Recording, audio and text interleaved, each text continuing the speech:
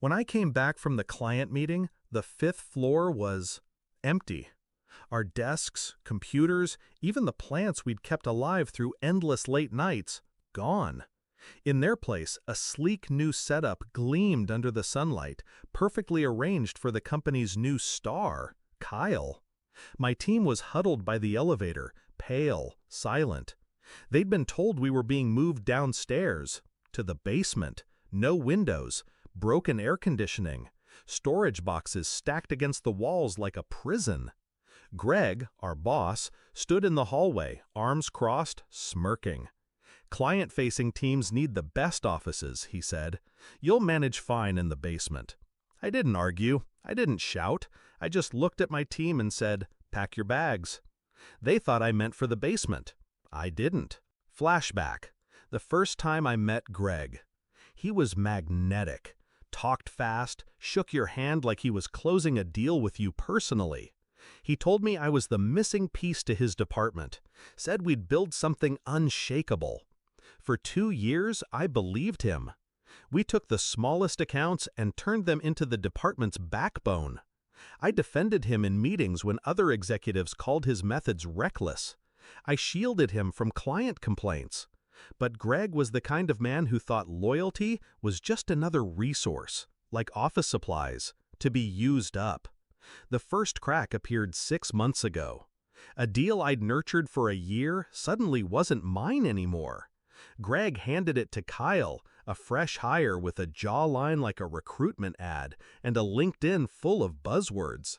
"Optics," Greg said. "You're better with the small stuff." Then came the sudden restructuring.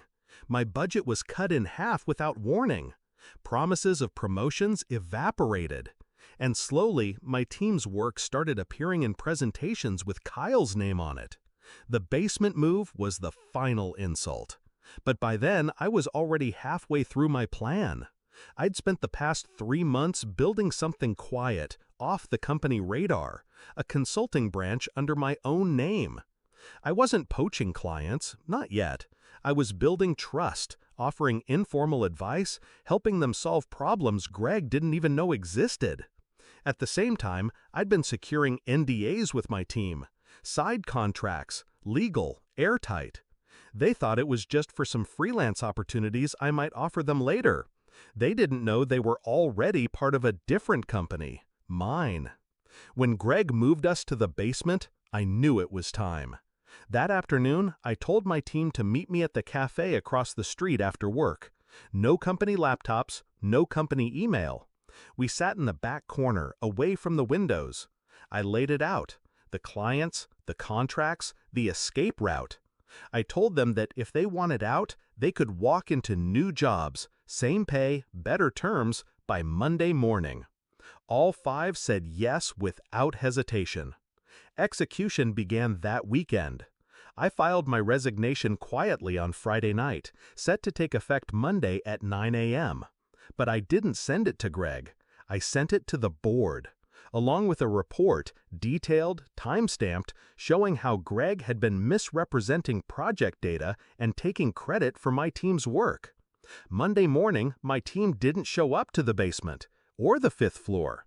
They were in our new office, 1 block away. Clients who'd been on the fence about renewing with the company signed with me instead.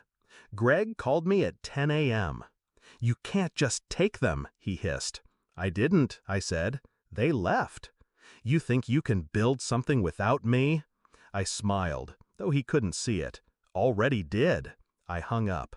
The real confrontation came a week later. Greg showed up at my new office. He didn't knock, just barged in like he still owned the air I breathed. His suit was rumpled, his tie was loose. "You're destroying me," he said. I leaned back in my chair. "No, Greg, you destroyed yourself the moment you decided Kyle was worth more than the people keeping you afloat."